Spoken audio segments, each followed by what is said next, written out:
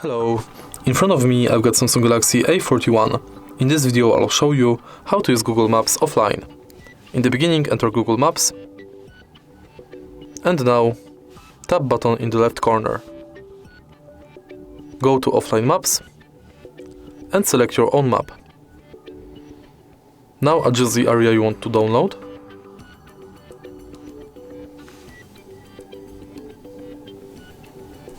Then download it.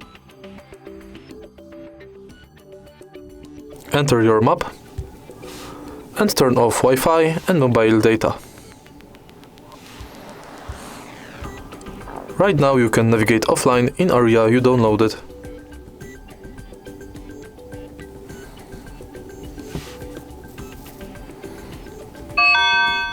If you find this video helpful, please leave like, comment and subscribe.